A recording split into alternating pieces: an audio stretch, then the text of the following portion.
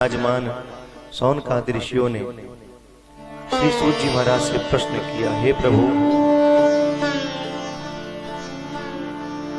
कि अज्ञान ध्वांत विध्वंसा कोटि सूर्य समप्रभा सूताख्या हि कथा सारम मम कर्ण रसायनम। हे सूत जी महाराज, हम आपसे विनम्र प्रार्थना करते हैं, निवेदन करते हैं, आप हमें कोई ऐसी कथा सुनाइए, ऐसा प्रसंग सुनाइए जो अज्ञान रूपी अंधकार को दूर करने में सामर्थ हो जिसका, और सूताख्या हि कथा सारम मम कर्ण रसायनम। आप कोई ऐसी कथा हमें सुनाइए जो हमारे कर्ण को प्रिय हो, कान को अच्छा लगे। कथा भी बहुत प्रकार के होते हैं, तो कथा कैसा होना चाहिए? कथा मधुर होना चाहिए, सुमधुर होना चाहिए, जो हमारे कान को अच्छे लगे, प्रिय लगे।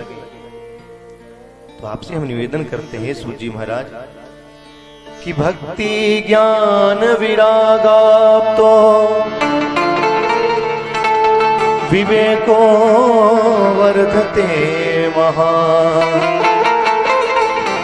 माया मोह निरासश्च वैष्णवे क्रियते कथम। भक्ति ज्ञान वैराग्य की प्राप्ति के लिए क्या किया जाए? ऐसा कौन सा साधन है? हम क्या करें जिससे सुगमता से हमें भक्ति और ज्ञान और वैराग्य की प्राप्ति हो सके? आखिर वैष्णव लोग, संत लोग ऐसा क्या करते हैं जिसे उन्हें भक्ति की प्राप्ति हो जाती है? कृपा करके आप इस चीज को बताएं, क्योंकि हे ऋषि, इह घोरे कलो प्रायो जीवश्चासुरतांगतः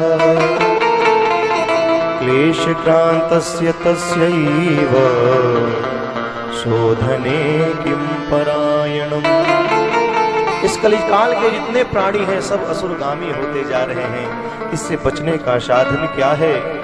क्योंकि श्रेयसाम यद भवेक्षेयः पावनानां च पावनम् कृष्ण प्राप्ति करम शाश्वत साधनम तत्वदाधुना। आप हमें कोई ऐसी कथा सुनाइए जो पावनों को भी पावन कर दे और कृष्ण प्राप्ति का जो सरलतम साधन हो। कृपा करके ऐसा कुछ हमें सुनाइए। सौनकादि ऋषियों के इस बात को सुन करके सूत जी महाराज प्रसन्न हो गए, प्रमुदित हो गए, आनंद में भर गए। वाह, क्या प्रश्न किया है, बहुत दिव्य प्रश्न है। और तब श्री सूत जी महाराज सुनाते हैं, सौनकादि ऋषियों ध्यान से सुनो, क्योंकि जो मैं बताने जा रहा हूं ये बहुत ही गूढ़ बात है। अतः मन एकाग्र चित करके आप सब सुने। श्री सूत जी महाराज सौनकादि ऋषियों को सुनाते हैं, ऋषि कि काल प्याल मुखग्रास त्रास निर्णास हेतवे श्रीमद्भागवतं शास्त्रम् कलौकीरेण भासितम्। श्री सूत जी महाराज बताते हैं, हे सौनकादि ऋषियों, संसार के जितने भी प्राणी हैं सब काल के मुख के ग्रास बने हुए हैं। जैसे कोई मानो कोई अजगर, बहुत बड़ा कोई अजगर सर्प है, मुंह को खोल के बैठा है, और कोई छोटा जीव उसके सामने बैठा, क्या उसके मुख में बैठा है। अब वह व्यक्ति जीवित कब तक है वह जीवित तभी तक है जब तक वो काल अपने मुख को बंद नहीं करता, तब तक उसका जिंदगी है। लेकिन जैसे ही मुख को बंद किया मानो जिंदगी समाप्त हो गया। उसी प्रकार से हे सूत जी महाराज, हे शौनकादि ऋषियों, इस संसार के जितने प्राणी हैं सब काल के मुख के ग्रास बने हुए हैं। जब तक काल अपने मुख को बंद नहीं करता तब तक सुरक्षित हैं, लेकिन काल ने जैसे ही मुख को बंद किया मानो जिंदगी समाप्त हो गई। इससे बचने का एक ही एक साधन है, श्रीमद्भागवतम शास्त्रम कलौ कीरेण भासितम। श्रीमद्भागवत के आश्रय को ले जीव प्राप्त करके और काल के भय से व्यक्ति बच सकता है। इसकी महिमा क्या है, विशेषता क्या है, इस कथा की क्या विशेषता है, इसको श्री सूत जी महाराज शौनकादि ऋषियों को सुनाते हैं। ऋषियों ध्यान से सुनो कि परीक्षिते कथावक्तुम सभायां संस्कृते सुते सुधा कुंभं गृहीत्वैव देवा तत्र समागमन। राजर्षि परीक्षित को 7 दिन में मरने का श्राप लगा महाराज। ऋषि ने श्राप दिया, ठीक आज से 7वें दिन तक्षक नाम का सर्प तुम्हें डसेगा, तुम्हारी मृत्यु हो जाएगी। परीक्षित जी महाराज को तो कोई चिंता नहीं था, कोई टेंशन नहीं था, कोई बात नहीं, ये तो ठाकुर जी की परवाह हुई, क्योंकि मेरे जैसे संतापराधी को तो 1 सेकंड भी नहीं जीना चाहिए, और ऋषि ने तो मुझे 7 दिन तक का समय दे दिया है, कुछ ना कुछ साधन तो मिलेगा ही। सुखदाल की पावन धरती पे गंगा के किनारे जाकर के बैठते हैं। लोगों को मालूम चला अनेकानेक ऋषि महात्मा महर्षि सब आए। श्री सुखदेव स्वामी आए। सुखदेव स्वामी ने जब श्रीमद् भागवत कथा कहना प्रारंभ किया है, ये बात देवताओं को पता चल गई। कथा की क्या महिमा है, कथा की कितनी विशेषता है, आप सब ध्यान से सुने। इस बात की जानकारी जब देवताओं को चली तो जितने देवता थे महाराज अपने हाथ में अमृत का कलश लेकर के आए। ये कौन सा अमृत है? देवासुर संग्राम में इतना बड़ा युद्ध हुआ, युद्ध के बाद में जिस अमृत की प्राप्ति हुई थी वो अमृत देवताओं लोग लेकर के चले आए और ला करके श्री सुखदेव स्वामी को दिए। हे सुखदेव स्वामी, हम लोगों ने सुना है राजर्षि परीक्षित को 7 दिन में मरने का श्राप लगा है, तो आप ऐसी कृपा करिए, ये अमृत परीक्षित को पिला दीजिए, जिससे ये अमृत को प्राप्त हो जाएंगे, अमर हो जाएंगे। परंतु जो ये कथा आप परीक्षित को सुनाने जा रहे हैं, कृपा करके इस कथा को आप हमें सुनाइए। सोचिए इस कथा की कितनी बड़ी महिमा है साहब। अमृत कोई छोटा मोटा चीज थोड़ी नहीं, बहुत बड़ा चीज है। अमृत को पीने के बाद में व्यक्ति अमर हो जाता है, और उस अमृत को बिना कहे बिना बुलाए देवता दौड़े दौड़े लेकर के चले आए, ला करके श्री सुखदेव स्वामी को दे रहे हैं कि लीजिए परीक्षित को पिला दीजिए, परंतु कथामृत का पान हमें कराइए। तो ये कथामृत की क्या विशेषता है, कितना बड़ा ये कथामृत है महाराज। जब सुखदेव स्वामी ने इस चीज को सुना, सुखदेव स्वामी तो हंस पड़े कि सुखम न तद्वद सर्वे स्वकार्य कुशलासुरा कथा सुधां प्रयक्षस्व गृहीत्यैव सुधामिमां कि एवं विन्मये जाते सुधाराज्ञा प्रप्रीयता प्रपास्यामो वयं सर्वे श्रीमद्भागवतामृतम्। जब इस चीज को श्री सुखदेव स्वामी ने सुना, सुखदेव स्वामी हंस पड़े। अरे देवताओं, तुम लोग स्वकार्य कुशलासुराः, अपने कार्य को सिद्ध करने में परम कुशल हो, ऐसी गलती मैं नहीं कर सकता, तुम लोग बहुत छलिया हो।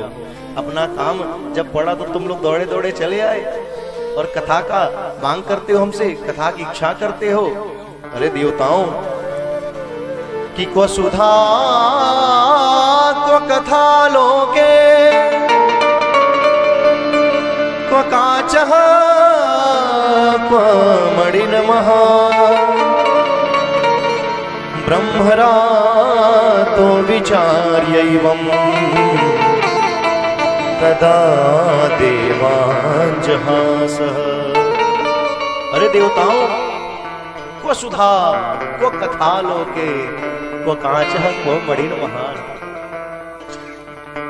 कहां ये तुच्छ अमृत और कहां इतना बड़ा ये कथामृत। एक बात बताओ, क्या कांच और मणि की तुलना कभी संसार में हो सकती है क्या?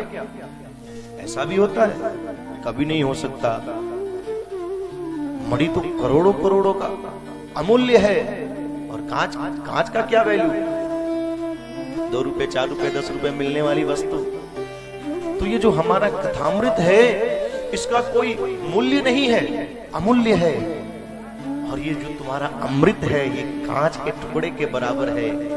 कोई व्यक्ति कांच का टुकड़ा ले जा करके और जौहरी के पास बोले कि टुकड़ा ले लो मुझे मणि दे दो, तो क्या कोई जौहरी मणि को दे सकता है?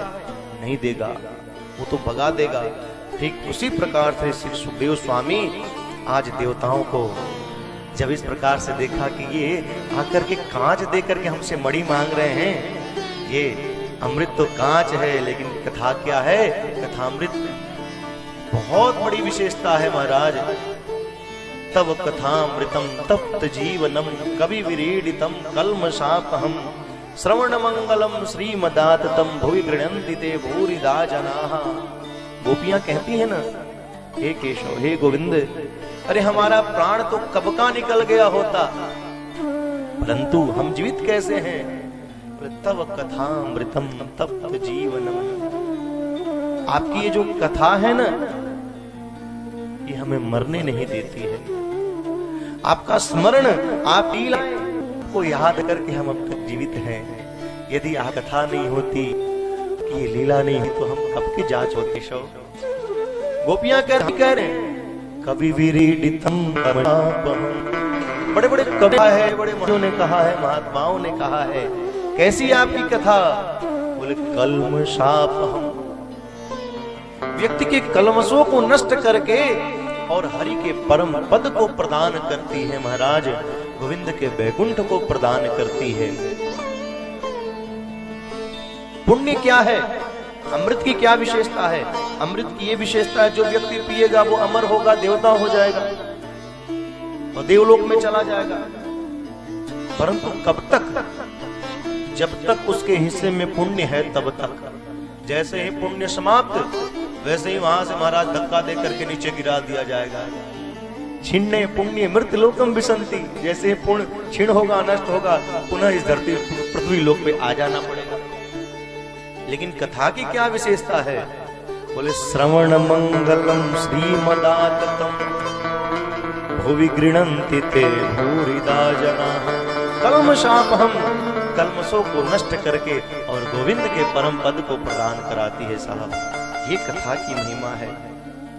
और सुखदेव स्वामी ने अभक्तांस्तांश्च विज्ञाय न ददौ स कथामृतम श्रीमद् भागवती वार्ता सुराणामपि दुर्लभा।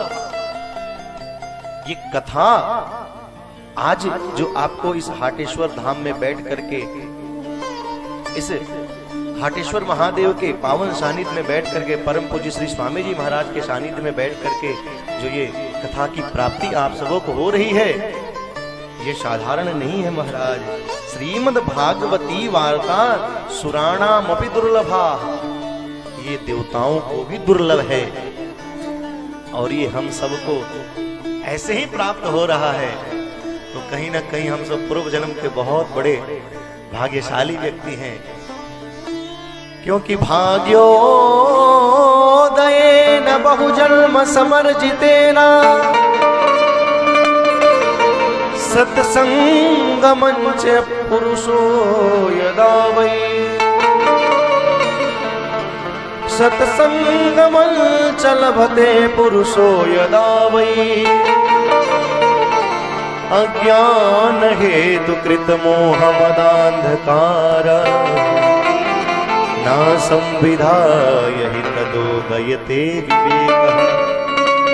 जब हमारे करोड़ों करोड़ों जन्मों का महाराज पुण्य उदय होता है तो श्रीमद् भागवत कथा, श्री राम कथा सुनने का अवसर प्राप्त होता है, किसी संत का दर्शन मिलता है, किसी साधु पुरुष का दर्शन मिलता है, उनके पावन चरणों में बैठने का सौभाग्य प्राप्त होता है। ये ऐसे नहीं होता है, ये जन्मों जन्मान के जब पुण्य उदय होते हैं और ठाकुर जी की परम कृपा होती है तब ऐसा अवसर हम सबों के जीवन में आता है। तो श्रीमद् भागवती वार्ता सुराणामपि दुर्लभा, ये देवताओं को भी दुर्लभ है। सुखदेव स्वामी महाराज तुरंत डांट फटकार करके देवताओं को भगा दिया, भगो यहां से, जल्दी जाओ, यहां तुम्हारा स्थान नहीं है, तुम्हें ये कथा नहीं मिल सकती। देवता लोग तो बहुत दुखी हुए महाराज, और दुखी होकर के देवलोक में आए। ब्रह्मा जी ने पूछा क्या बात है, आप सब क्यों उदास हैं? देवताओं ने अपनी हाल को बताया कि ऐसी ऐसी स्थिति है, हम सब गए थे अमृत को लेकर के, लेकिन सुखदेव स्वामी ने डांट फटकार करके भगा दिया। ब्रह्मा जी ने कहा अच्छा ऐसी बात है, चलो कोई बात नहीं, यदि ऐसी बात है तो भागवत की महिमा हम भी देखना चाहते हैं, भागवत में ऐसी क्या विशेषता है।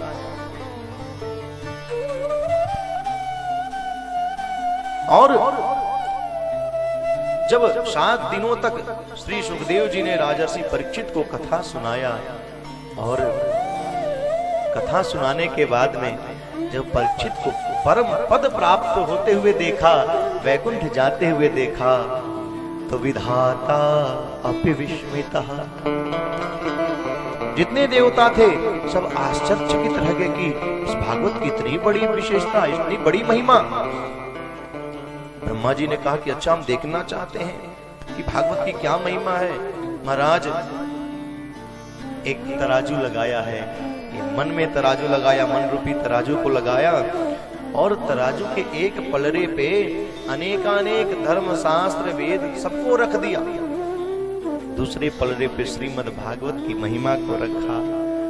और जब उठाया है उस पलड़े को और तराजू को जब उठाया, उठा करके देखा तो क्या हुआ कि लघुनन्यानि जातानि गौरवेण इदं महत्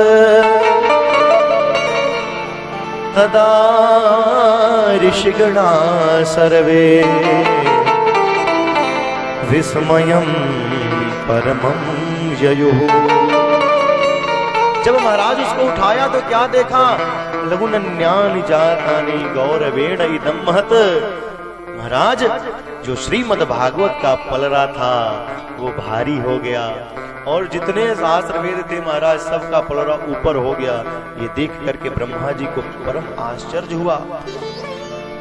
नारद जी महाराज ने कहा कि आश्चर्य करने वाली कौन सी बात है, आप क्यों आश्चर्य कर रहे हैं?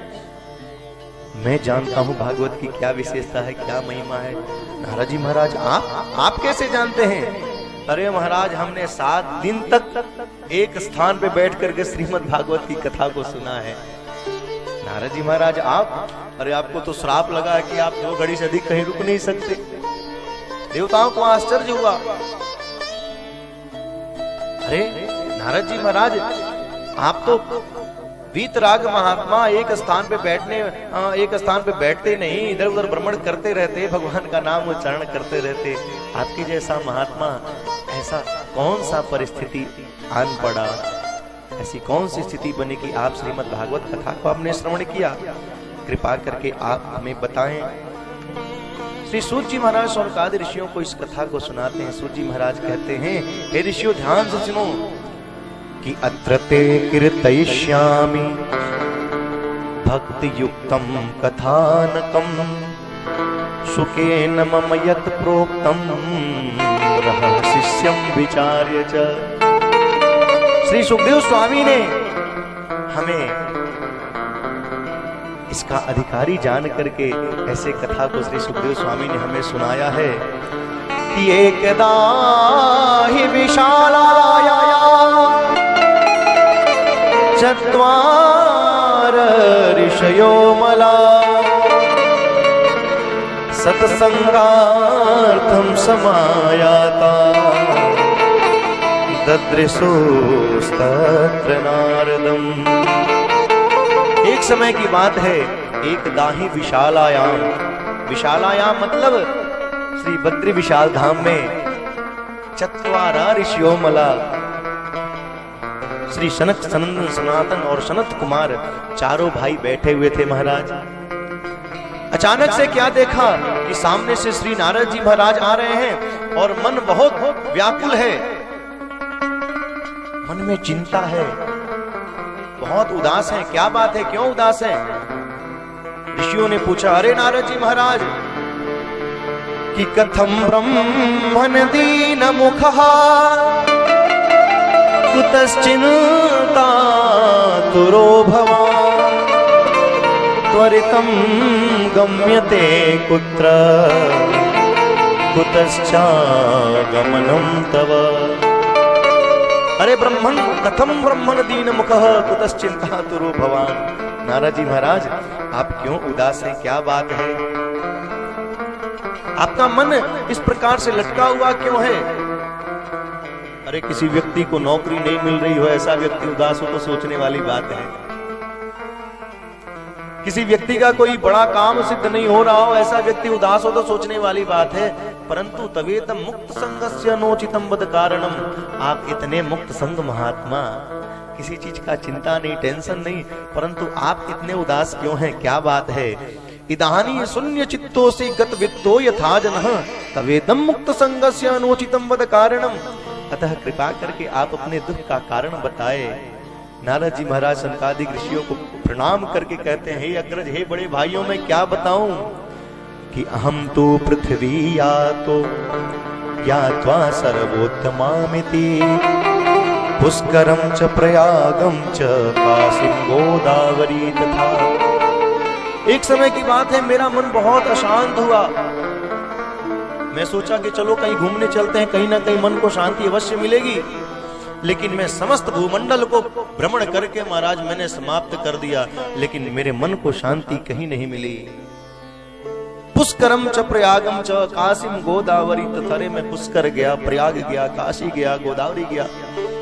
हरिक्षेत्रे कुरुक्षेत्रे श्रीरंगम सेतु बंधनम एवं आदिषु तीर्थेषु भ्रममाण इतस्ततः। समस्त भूमंडल को मैंने भ्रमण किया, लेकिन मन को शांति कहीं नहीं मिली साहब। मैं सोचा चलो गृहस्थों के यहाँ चल के देखते हैं। नारद जी महाराज अपनी मन की व्यथा को बताते हैं। गृहस्थों के यहाँ गए, वहां पे भी जा करके अजीब अजीब चीजों को देखा है। तरुणी प्रभुतागे है श्याल को बुद्धिदायक कन्या विक्रयणो लोभा दंपति नाम च कलकनम।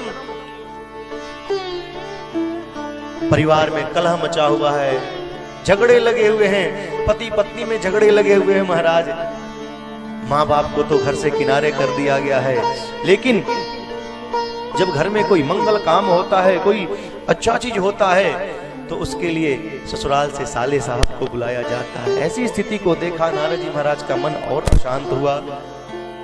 संतों के यहाँ गए, संतों के यहाँ जाकर के देखूं, लेकिन वहां पर भी मन को शांति नहीं मिली। अट्टशूलाः जनपदाः शिवशूला द्विजातयः आश्रमा यवनैरुद्धा स्थिरथानि सरितस्तथा। महाराज कहीं भी मन को शांति नहीं मिला। श्री नारद जी महाराज सुनाते हैं, हे अग्रजो, मैंने मन में विचार किया कि क्यों ना मैं श्रीधाम वृंदावन चलूं, कहीं ना कहीं मेरे मन को शांति अवश्य मिलेगी वृंदावन में। श्री नारद जी महाराज भ्रमण करते करते और वृंदावन पहुंचे हैं। और जैसे ही वृंदावन में पहुंचे बहुत आनंद हुआ, परमानंद हुआ, क्योंकि वृंदावन में क्या है, एक रिक्शा चलाने वाला व्यक्ति भी राधे राधे बोलता है। जहां देखा वहां राधे राधे, भगवान के नाम से महाराज पूरा ब्रजमंडल गूंज रहा था। इतना नाम का महिमा था वहां पे महाराज, इतना आनंद हुआ।